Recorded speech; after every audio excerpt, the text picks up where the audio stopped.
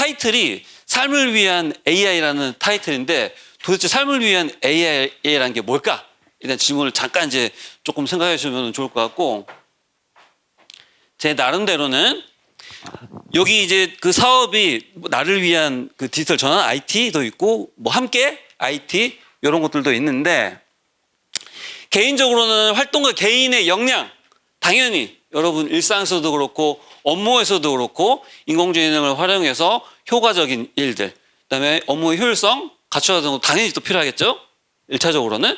두 번째, 여러분 혼자만 열심히 퍼포먼스 올려가지고는 앞으로 이제 이걸 더 뒤에도 나오겠지만은 일을 더 많은 1+1이 3이 되기가 힘들어요. 왜냐? 혼자만 열심히 해가지고는 안 되고 옆에 있는 내 동료도 같이 이거 역량이 같은 페이지에 놓여 있어야지. 예를 들면 뭐 자동화라든가 여러 가지 것들을 업무를 이렇게 돌릴 때 같이 해가지고 1+1이 3을 만들 수 있는데 나 혼자만 1, 2 이렇게 역량이 성장을 했을 때 같이 안 맞으면은 서로 이제 피곤하게 되는 거죠. 그래서 인공지능도 또 중요하지만 지금 이제 5년차 사업했던 것처럼 기존의 업무가 디지털화 되는 거, 디지털 이게 역량을 갖추는 거가 일단 기초가 되고 그 위에 이제 인공지능이 좀 쌓여야 되는데 요거가 안 쌓였으면은 약간 옥상옥 같이 될 수 있는 것들이 훨씬 더 많은 것 같아요. 왜냐면은 나오는 것, 예를 들면 아까 그 메일 제가 설명을 해드렸잖아요. 만약에 이제 조직에서 다음이라든가 뭐 다음 메일이나 네이버 메일 쓴다는 게 나쁘다는 게 아니고 포털 메일을 이제 쓰고 있어요. 아니면은 포털에서 제공해주는 캘린더를 쓰고 있어요. 근데 여러분이 하고 싶은 거는 내 캘린더에서 지난주 일정을 쫙 봐가지고 다음 주 월요일에 있는 주간회의에 자동으로 딱딱딱 반영이 되면 좋을 것 같고, 이번 주 지난주에 회의했던 것도 쫙 추려가지고 회의 목록에 딱딱딱 올렸으면 좋을 것 같은데 이제 여기서부터 이제 약간의 문제가 생기는 거예요. 또 다음에 있는 메일을 내가 어떻게 그걸 또 가지고 올 것이며, 네이버에 있는 메일을 어떻게 또 가지고 올 것이며, 물론 개발자분들은 할 수 있는 어느 정도의 그 문틈이 좀 있긴 있겠죠. 그리고 또 여러분 시간을 굉장히 많이 들여가지고 AI랑 막 계속 물어보면서 그 빈틈을 추려 나갈 수 있는 부분도 있어요. 근데 여기서 더 이제 큰 거는 우리 한국에서 제일 많이 쓰는 약간 일상소통에 많이 쓰는 게 이제 카카오톡인데, 예를 들면은 카카오라는 회사가 그런 문을 안 열어놓으면은 여러분이 아무리 이 AI랑 같이 뭔가를 편하게 효율적이고 효과적인 일을 하려고 하더라도 할 수가 없는 거죠. 그건 물론 이제 개인의 이제 노력이 아니고 이제 전체적인 사회에 대한 이제 부분이니까 예시를 들면, 그러니까 그런 것처럼 앞단의 것들이 기초 요구가 준비가 안 됐으면은 AI를 활용하는 데 있어서도 큰 문제가 있을 수가 있다.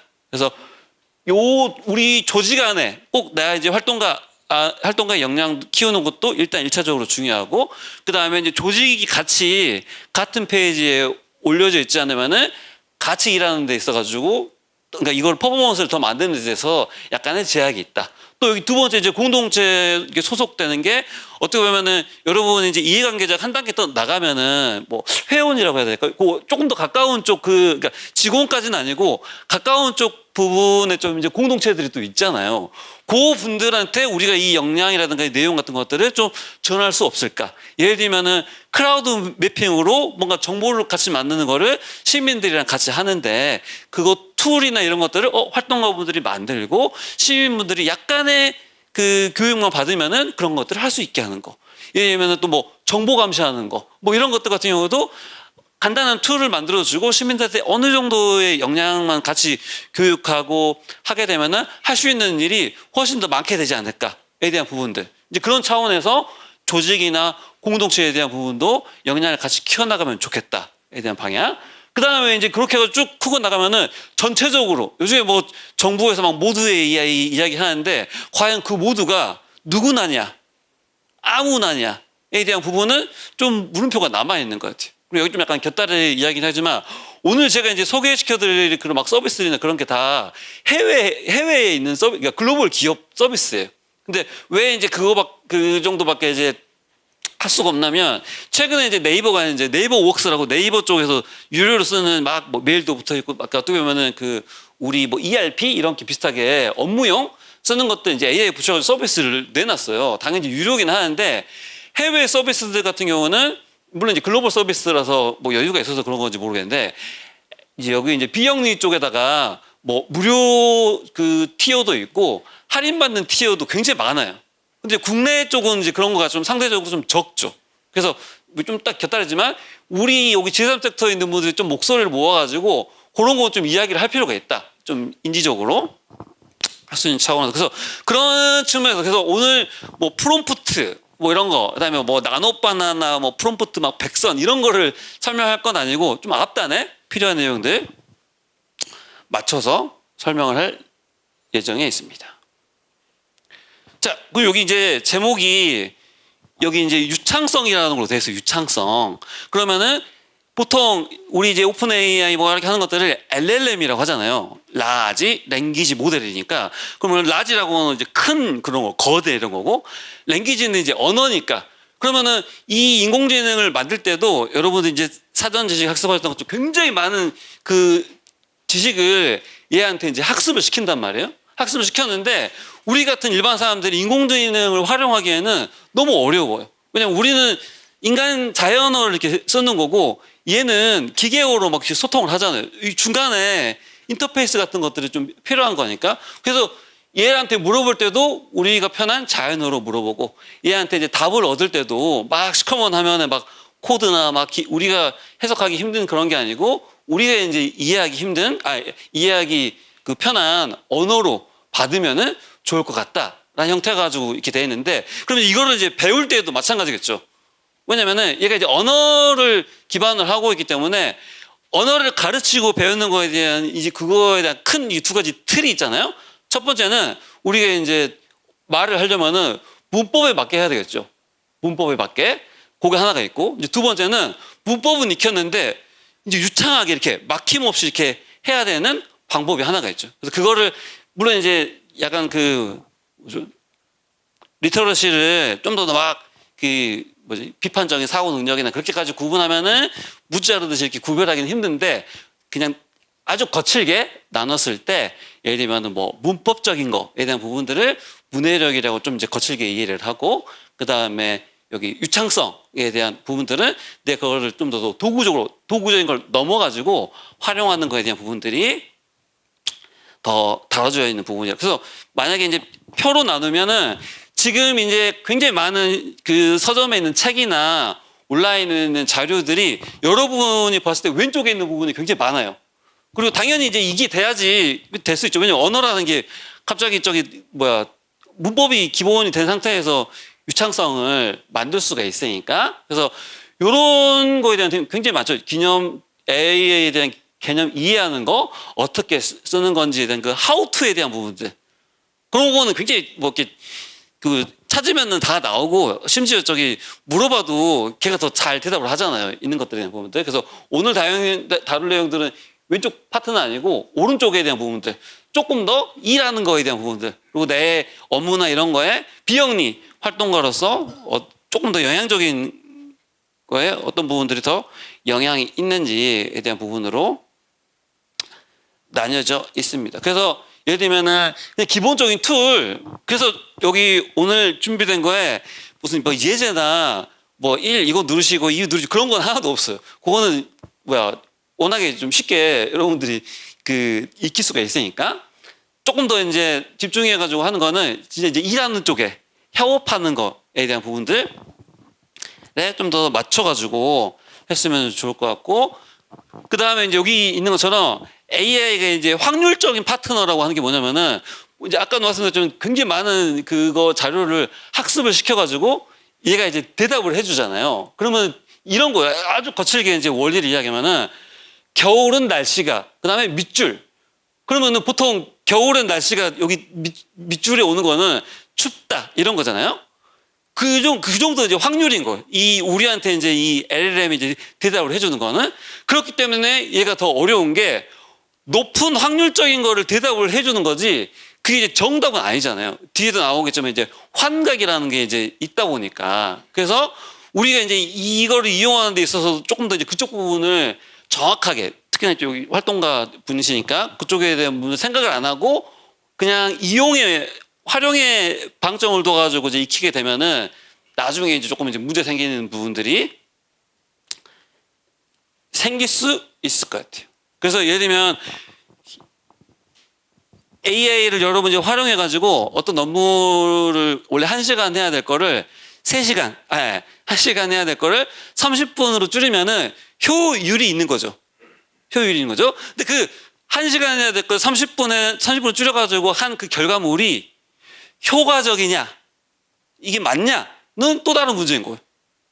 그죠? 그래서 그런 거에 대한 부분들, 이걸 놓쳐가지고 뭐 계속 그냥 이렇게 쉽게 이렇게 처리되니까 거기에 너무 집중해가지고 모든 그 정보 처리나 일에 거기를 그쪽 방향으로 두면은 안 될 것 같다라고 하는 건데, 그래서 지금 어떤 뭐 뉴스라든가 뭐 유튜브라든가 그런 게 AI에 대해서 생각 안 하면은 내가 막 뒤처질 것 같고 산업계에서 내 직업 없어질 것 같은 위험을 파는 경우가 굉장히 많아요.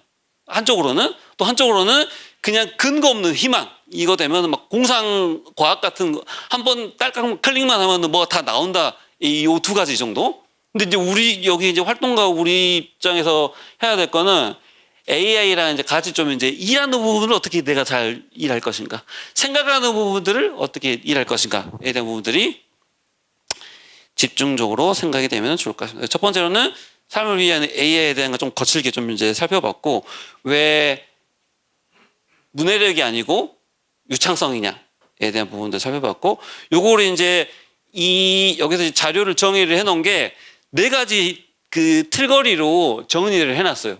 프레임워크로. 이렇게 당연히 4D로 되어 있으니까 4가지 D가 나오겠죠. 그래서 이제 위임이라고 하는 거에 대한 부분들.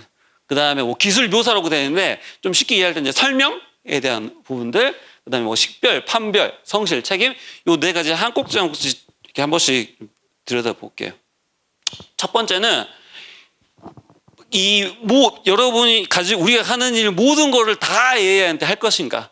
아니면 어느 정도의 영역, 업무 부분, 어느 영역은 내가 인간이 그냥 AI한테까지 가진 않고 내가 할 것인가? 이거에 대한 처음에 가르마 타는 부분이 좀 필요하다라고 하는 부분이에요. 그래서 이 업무의 목표가 뭐냐에 대한 부분도. 그래서 예를 들면은 여기 이제 뭐 복지관이나 그쪽 이제 업무하고 계시는 분들 있을지 모르겠지만은 뭐 상담이라든가 이제 그런 것들 요즘에 막 AI랑도 많이 하기도 하고 뭐 이런 것도 많이 나오긴 하는데, 과연 그 상담에 대한 기록을, 그러니까 여기 업무 프로세스가 있잖아요. 기록을 남기는 거는 뭐 AI한테 할 수 있는데, 그걸 뭐 분석이라든가 기타 등등 여기 뒤 어느 정도까지 AI랑 같이 일을 해야 될 거냐에 대한 분별은 좀 더 필요할 것 같고, 그 다음에 당연히 이제 이 작업을 하는 데 있어가지고 어떤 도구가 가장 좀 이제 효율적이고 적합하게 맞게 할 수 있는 거냐에 대한 부분들.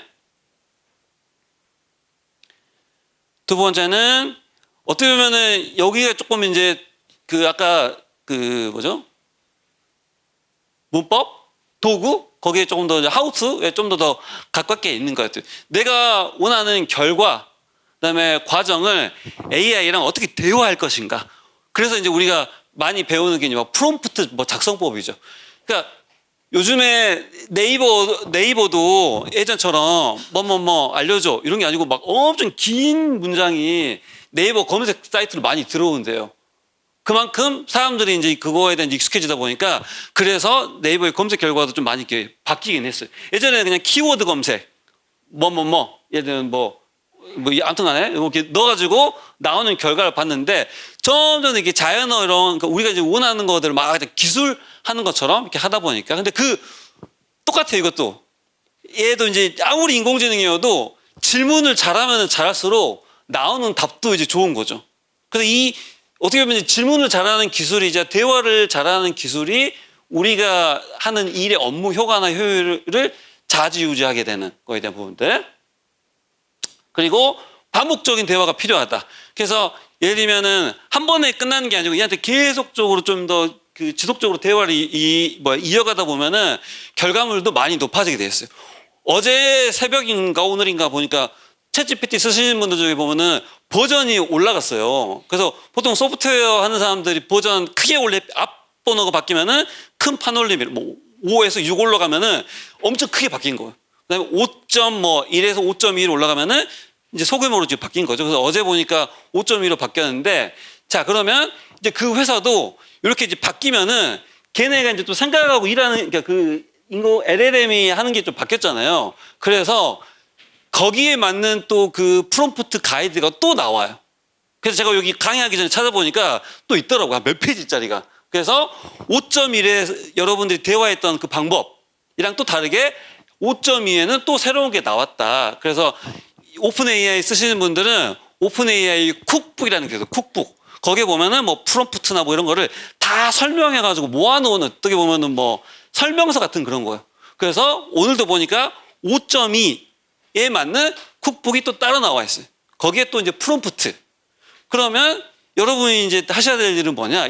되게 노이 많잖아요. 영어로 돼 있고 한글 저기 돼 있죠. 그래서 그거를 딱 복사해가지고 여러분 친구죠. 오픈 API한테 또 이렇게 자세히 또 이렇게 물어보면서 대화를 해 나가면서 얻을 거는 또 얻고 여러분들 그 업무에 적용할 건 또 적용하고 뒤에 이제 프롬프트 관련해가지고 좀 이렇게 다루기는 할 텐데 실습이나 그런 형태로는 다루지는 않을 거예요. 그래서 예를 들면 이제 그렇게 질문하는, 그러니까 대화하는 것만 직업적으로 하는 사람들을 우리가 프롬프트 엔지니어링. 그래서 프롬프트 엔지니어링이 만드는 프롬프트 보면은 엄청 길어요. 막 진짜 막 몇 페이지 되는 거. 그러니까 그 정도로 물어보는 거죠. 그 정도로 일을 아주 자세하게 시켰기 때문에 원하는 결과들이 이렇게 나오게 되는. 근데 이것도 신기한 게 2년 전이나 1년 전에는 막 프롬프트 엔지니어링이 막 그 연봉이 엄청 많을 것 같다. 막 실리콘밸리에서 막 한 직업이었다가 갑자기 이게 한 1년 사이에 얘도 약간 없어지는 직업이 됐어요. 그러면 이거 자체도 또 AI가 잘하다 보니까 슥 사라지는. 그래서 여러분이 예를 들면 원하는 프롬프트가 있잖아요. 대화하고 방법이나 그런 거를 또 얘가 또 요즘에 또 코딩도 잘하잖아요. 그래서 프롬프트 제작기를 여러분이 또 만드시면 돼요.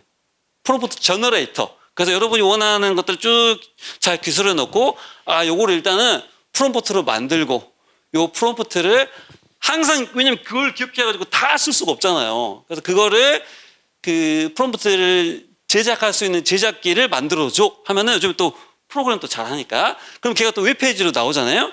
그러면 그 대화하는 기술은 아까 말했죠.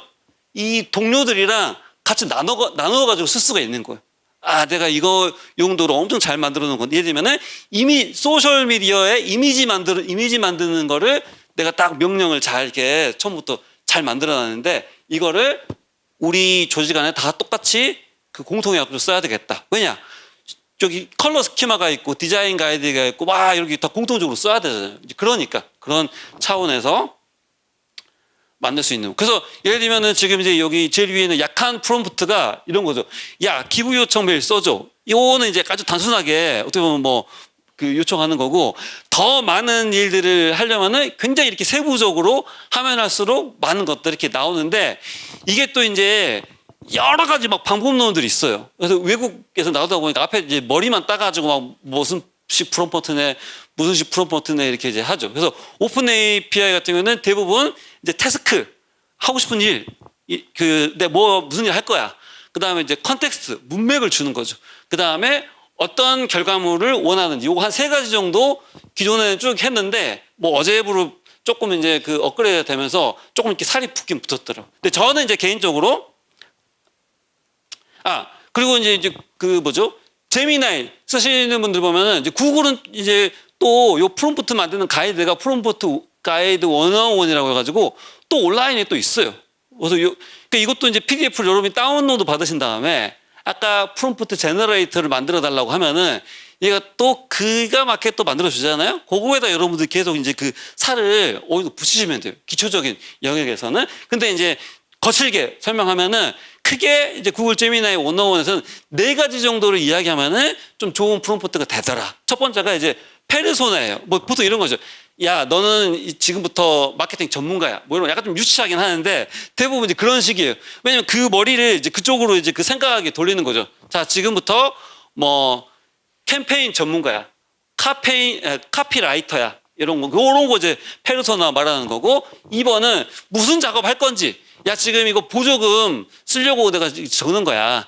아니면 이력서 내가 지금 이렇게 적는 거야. 뭐 이제 이런 거고 문맥에 대한 부분들. 그래서 요 데이터들 내가 가지고 있는 기존의 데이터들 있잖아요. 그런 것들을 줘서 우리 조직에 우리 회사에 내가 원하는 거에 대한 부분들을 충분히 이제 자료를 주면은 예를 들면은 뭐 기한 템플릿 같은 거를 주고 요 템플릿에 맞춰가지고 좀 작성을 해에 대한 부분도 주는 거죠. 그다음에 이제 마지막으로는 이제 형식 이거를 뭘로 받을 건지 이미지로 받을 건지 뭐 슬라이드로 받을 건지 아니면은 뭐 개조식으로 받을 건지 아니면은 그 만약에 블로그를 쓰더라도 뭐 다채로 끝낼 건지 아니면은 뭐 저기 뭐뭐뭐 했어 뭐 이런 식으로 끝낼 건지 이런 형식을 주면은 걔가 또 그 형식에 맞춰가지고 던져주는 거. 코교 여기 이제 4가지. 근데 이것도 좀 이제 기억하기가 좀 어려우니까 제가 그냥 이거는 바깥쪽에 있는 게 아니고 제가 억지로 그냥 끼워 맞춘 거예요. 우리가 흔하게 하는 육하 원칙에다가 그러면은 가장 먼저 있는 거 아까 페르소나가 이제 누구가 되겠죠. 근데 여기 하나가 또 있는 거는 누구를 또 대상을 하고 있느냐. 이 결과물을 누구를 향을 보고 있는 거냐. 예를 들면은 제가 오늘 그 강의를 준비하기 위해서 뭐 강의 자료를 만든다고 쳐요. 그러면 강의 듣는 사람이 누구길래 너는 강의를 준비하는 거냐에 대한 부분이 훨씬 더 있겠죠. 만약에 4D 프레임워크라고 하더라도 선생님들 대상으로 하는 건지 뭐 기업가들 대상으로 하는 건지 아니면은 중학생들 대상으로 하는 건지에 따라 가지고 첫 번째 기본적으로는 그냥 페르소나 너는 뭐 프로그래머야 뭐 등등등 이런 거가 있고 또 두 번째 활용할 수 있는 거는 이 자료를 누가 보는 건지에 대한 부분으로 그래서 역할을 정의를 하는 식으로 하면은 그 페르소나 설정에 대한 부분들은 끝난다.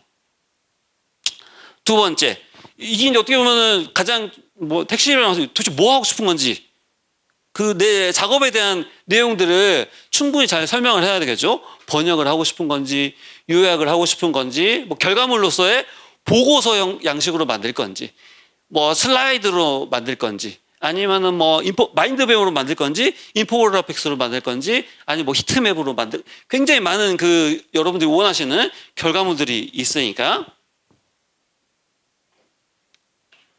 그 다음에 이제 최종 골이나 목표 요거는 뭐 이렇게 크기까지는 아닌데 예를 들면은 아까도 말씀 예를 들면 뭐 사업 이거 지금 되게 보조금 신청하려고 하는 거야. 아니면 뭐 등등등에 대한 이제 목표 같은 것들이 더 있잖아요. 요거 작업을 하는 이유 그거를 알려주면은 얘도 또 이제 그 문맥에 맞게 훨씬 더 많은 것들을 가져다 줄 수 있는 결과물에 여러분들 하는 거에 있어서 그 다음에 이제 여러분들은 이제 LLM 쓰다 보면은 이제 그 대부분 모델에서 답을 얻을 때 한 2가지 정도의 경로가 있는 것 같아요. 첫 번째로는 빨리 답 받는 거. 두 번째로는 얘한테 야 좀 생각을 하고 답을 해라고 하는 거예요, 여러분들.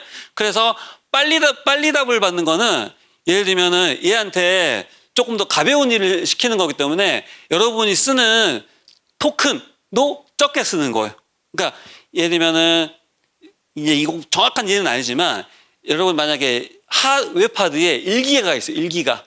그러면은 거기가 이제 여러분이 쓸 수 있는 용량이잖아요. 1기가가. 그러면은 LLM한테 일을 시킬 때도 보통 그 한 4자가 한 1토큰 정도 되거든요. 근데 한국어는 조금 더 많이 잡아먹어요.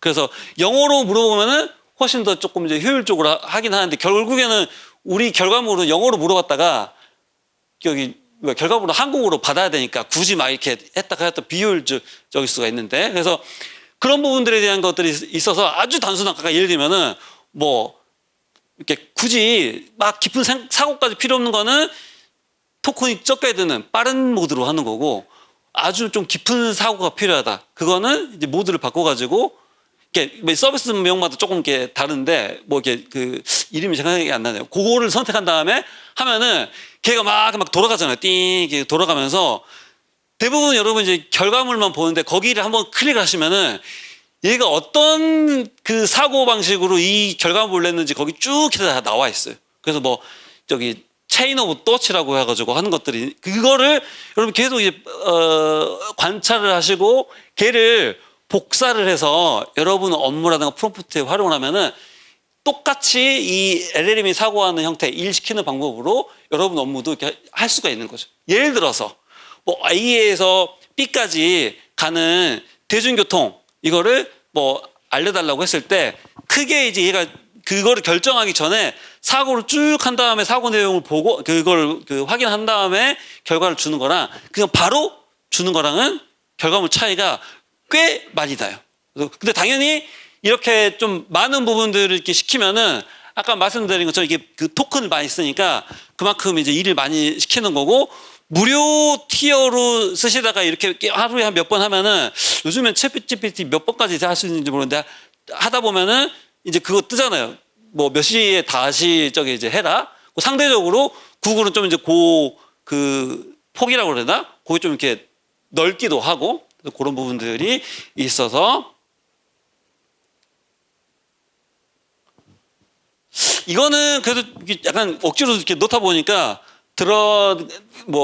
간 거긴 하긴 하는데 어느 정도 내가 중요성을 두고 있는지에 대한 그리고 나중에 이제 보면은 자동화 같은 거 이렇게 할 때 이제 그 뭐 주기가 필요하잖아요. 하루에 이렇게 월요일 뭐 아침 7시라든가 뭐 등등. 그래서 챗 GPT도 보면은 날마다 그 자동화 작업해 주는 거 있죠. 그러니까 내가 반복적으로 하는 작업이 있을 수가 있잖아요. 예를 들어서 여기 이제 홍보 담당자분들이시면은 아침에 딱 와서 뭐 환경에 관련된 뉴스를 어제 나왔던 것 중에 환경 관련된 뉴스를 좀 이렇게 수집해가지고 저기 메일로 써야 되는 경우도 있고 조직원 여기 우리 구성원분들한테 해야 되는데 그 매일마다 아침에 와가지고 챗GPT한테 자 이렇게 검색해 다음날 또 와서 하는 거는 반복적인 거니까 걔한테 미리 이제 시켜놓을 수가 있는 거죠.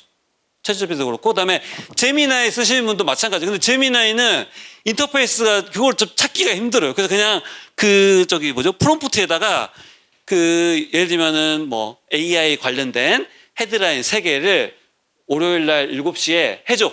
그렇게 하면 그때부터 이제 생겨요. 그래서 왼쪽 그 하단에 보면은 설정 메뉴에 예약 거기에 있거든요. 거기에 미리 이제 설정이 되어 있어요.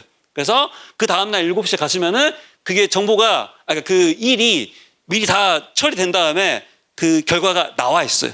이제 이런 식으로 하는 거기 때문에.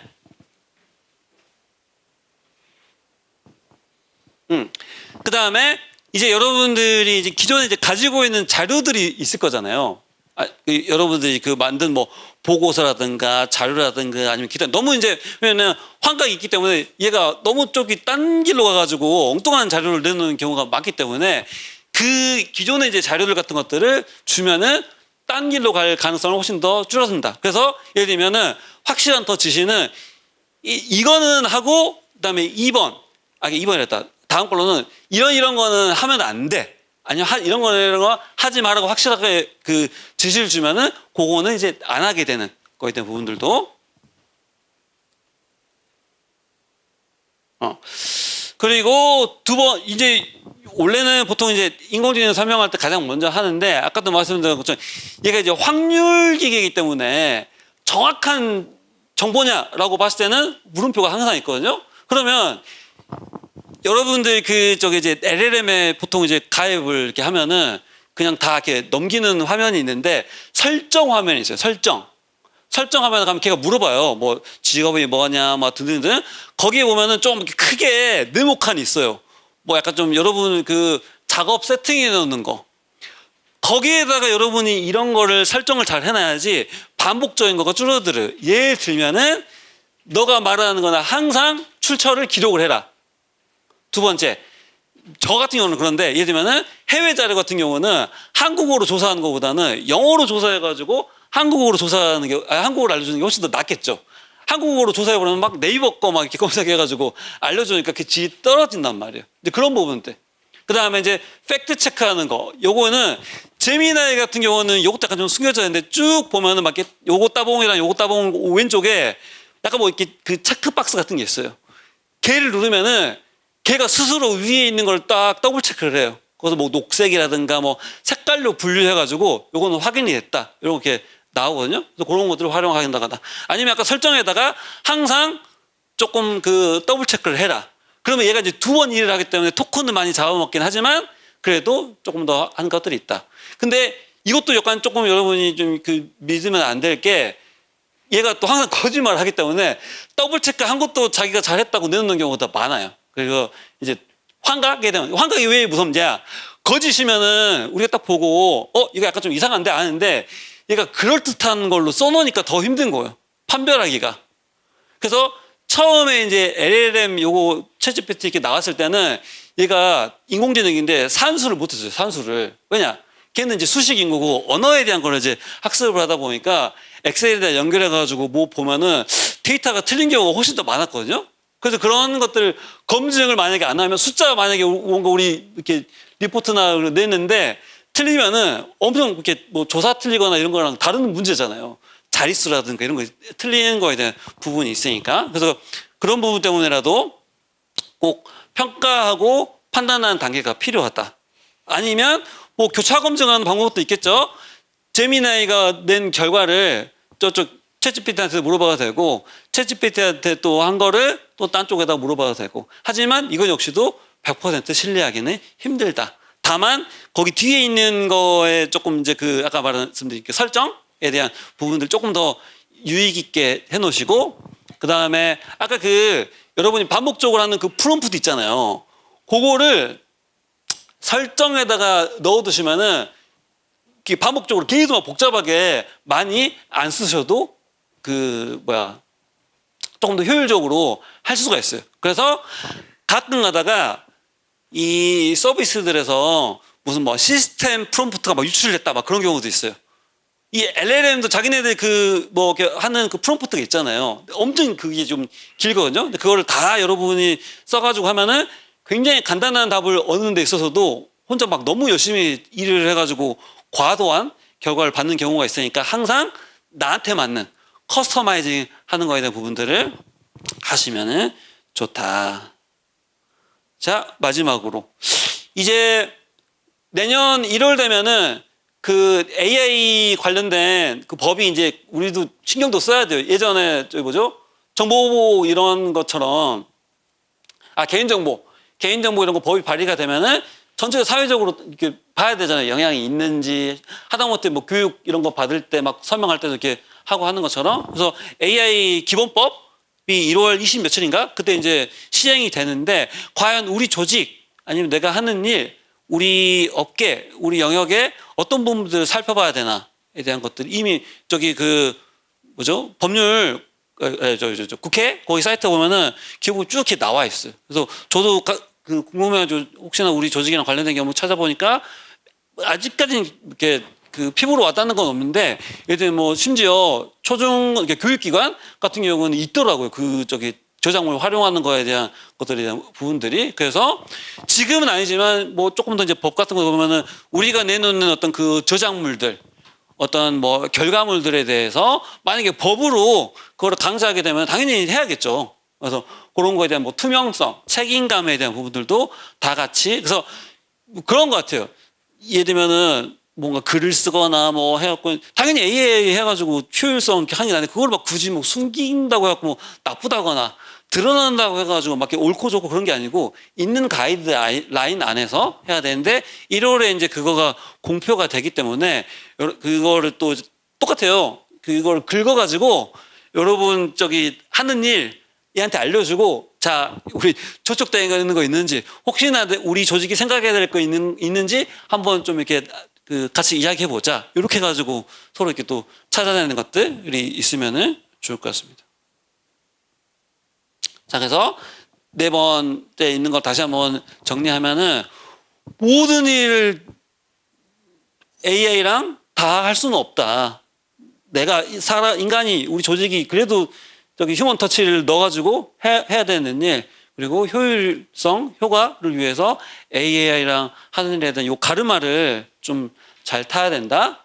2번째로는 이것도 이제 실무적 아까 말한 프롬프팅에 대한 이제 대화하기로 했으면은 우리가 원하는 거, 우리가 원하는 결과, 우리가 원하는 형태, 그 다음에 뭐 신뢰성이라든가 그런 것들을 답보할 수 있는 것들을 어떻게 만들 것인가. 그리고 요 만들어 놓은 것들을 우리 여기 조직 안에서 어떻게 공유해가지고 활용할 수 있을 것인가. 그래서 이게 또 이제 이제 개발자들이 이렇게 하는 MD 파일이라고 있어요. 그러니까 그 작업 지시 같은 것들을 이거 막 이렇게 쓴 거거든요. 근데 말이 MD 파일이지 딱 보면은 메모장으로 열어서 보시면은 그렇게 어려운 건 아니에요. 이렇게 막 대불도 돼가지고 뭐하고 이렇게 정리해 놓은 메모장 같은 이제 그런 글이거든요. 그러면 예를 들면은 조직에 새로운 활동가가 들어왔어요. 그러면 우리의 업무라든가 이런 것들을 인수인계하는데 굉장히 오랜 시간이 드는데 그 파일을 하나를 쓱 이렇게 주면은 이게 업무 인수인계가 거의 50~60%는 같이 해가지고 떨어질 수 있다. 그래서 제가 이제 추천해드리는 여기 이제 그 활동가 선배분들은 후배들에게 우리가 줄 수 있는 거는 그런 MD 파일이다. 스킬. 그래서 클로드 쓰시는 분들은 그거를 만드는 게 이제 스킬이에요.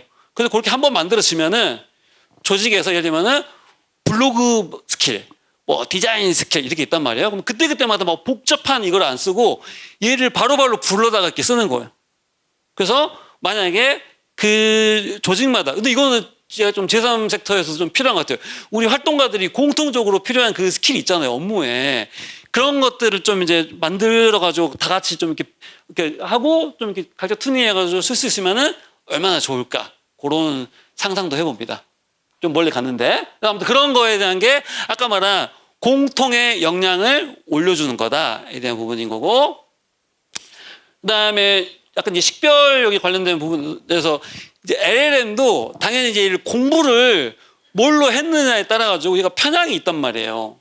예를 들면은 아까 말씀드린 뭐 제미나이나 뭐 클로드나 뭐 그런 것들 다 외국에서 이제 만들었잖아요. 자료들도 훨씬 더 영문 자료. 그래서 뭔가 나오는 결과물을 보면은 뭐 백인 취향이 되게 많아요.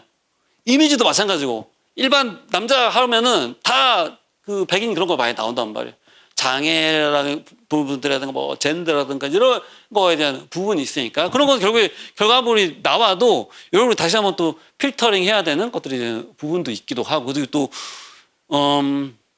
그런 걸 이제 만드는 사람들이 그런 것까지 잘 생각해가지고 해주면 좋은데 또 그렇지가 또 않으니까 또 우리 여기 시민사회에서 그런 게 저 빨간 깃발이 없으면은 그대로 쭉쭉쭉 이렇게 따라가는 경우들이 있기 때문에 그 다음에 아까 여기 이제 뭐 책임에 대한 부분들. 그래서 요거는 당장 이제 현실이 1월에 그 AI 기본법이나 이런 것들이 이제 발효가 되기 때문에 과연 우리 업무 영역, 시민사회 섹터에서 들여다봐야 될 게 없는가 아니면 혹시나 우리 시민사회 활동을 위해서 더 필요한 건 없는가에 대한 부분들을 들여다볼 필요가 있을 것 같습니다.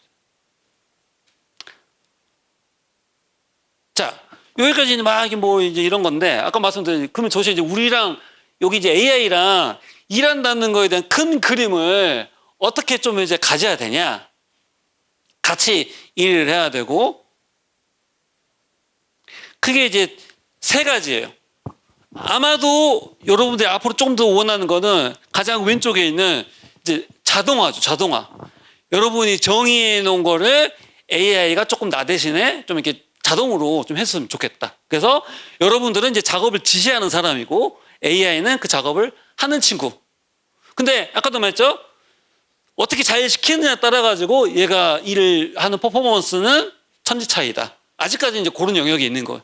훨씬 더 우리가 그 일을 잘 시키는 사람의 차이에 따라서 아무리 AI를 똑같이 활용한다고 하더라도 퍼포먼스가 차이가 나는 단계 여기 되는 거고 이제 조금 더 이제 나가면은 이게 이제 저기 마이크로소프트 코파일럿 그 브랜드 이야기하는 게 아니고 비행기도 보면은 그 보조 그 파일럿이 있잖아요. 이제 그런 것처럼 AI랑 나랑 같이 이제 보조로 이제 일하는 거 증강 뭐 이런 걸로 영어로 되긴 한데 그냥 좀 쉽게 얘기하면 협업하는 거 협업 같이 일하는 거 동대동으로 아까 여기는 이렇게 되는 건데 이제 약간 동대동으로 같이 일을 하는 형태에 대한 부분들 그래서 인간이랑 AI가 이제 파트너 형태로 같이 일을 하게 되는 그래서 예를 들면은 그 어떤 특정 영역에 더 일을 잘하는 AI들이 있잖아요.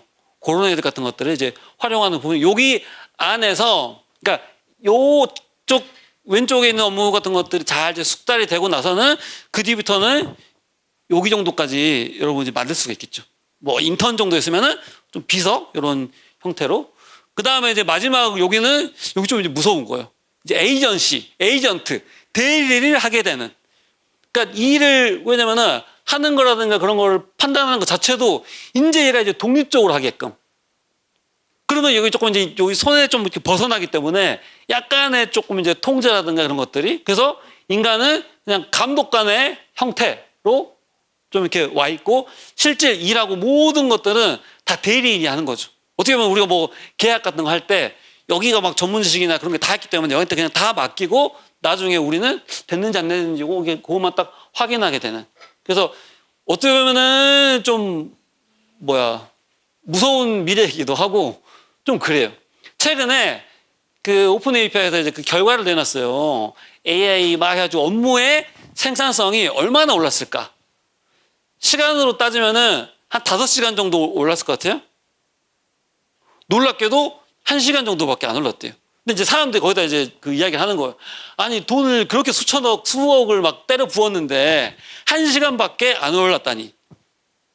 근데 저도 이제 이거 하면서 이제 그 드는 생각이 뭐냐면은 여러분들도 마찬가지인 거예요. AI를 활용해가지고 여러분들이 업무의 효율이 올라가면은 여러분의 일상, 여가 시간이 늘어날까요? 어떻게 됐어요? 더 많은 일을 하겠죠. 더 많은 일을 시키고.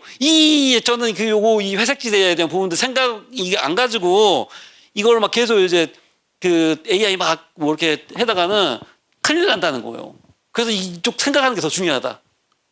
뭐 다른 얘기로 세긴 했지만 아무튼 요거에 대한 부분들, 요 경계마다 우리가 긴장의 끈을 이렇게 안 잡고 있으면은 이거는 저는 좀 굉장히 위험한 신호라고 봐요.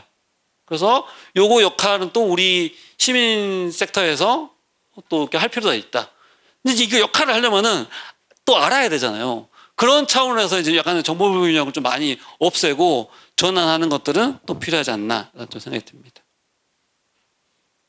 자, 요거는 이제 오늘 집에 뭐를 가져가야 되나 4가지 정도 따로 한번 정리해 봤습니다.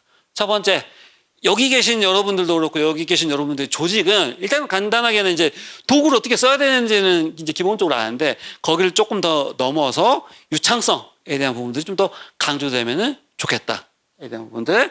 두 번째로는 저도 물론 당연히 프레임워크에 맞춰가지고 일을 하지는 않죠. 급할 때는 빨리빨리 막 다 무시하고 일도 시키고 뭐 결과물 받은 다음에는 뭐 윤리적인 검토나 그런 것도 안 하긴 하는데 그래도 이런 정도의 그 돌다리 두드려 보고 하는 거. 그다음에 이제 세 번째로는 모르겠어요. 비즈니스 섹터에서는 좀 이런 게 뭐 없을 수도 있지만 그래도 우리 여기 시민사회 섹터니까 어느 정도까지 얘랑 나랑 좀 이렇게 선을 가름을 타가지고 얘한테 맡길 일이라든가 가져가야 될 일들. 여기도 제가 또 이제 고민이 뭐 있는데 그런 거예요. 이렇게 하다 보면은 진짜 이렇게 얘가 다 웬만한 거 막 서치도 다 해주고 하는데 인턴 새로 고용할 필요가 있나? 신입사원을 새로 뽑을 필요가 있나? 이거에 대한 그거가 생각이 먼저 들더라고요. 그런 거에 대한 부분도 같이 좀 약간 좀 떨어진 질문이긴 하지만 같이 뭐 그거에 대해서 뭐 답이 있냐? 저는 제가 정확하게 답을 가지고 있지는 않지만 그런 것 같이 질문이 들더라.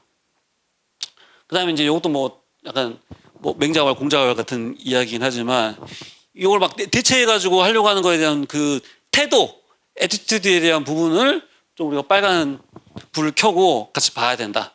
왜냐하면 내 일, 여기가 아니고 이제 이게 노동이나 이런 게 막 바뀔 거잖아요.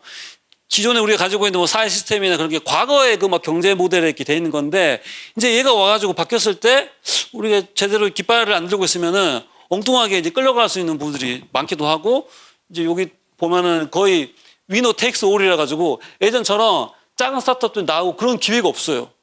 어제도 보니까 구글에서 이제 TTS 있죠. 이렇게 말하면은 문자로 바꿔주는 거.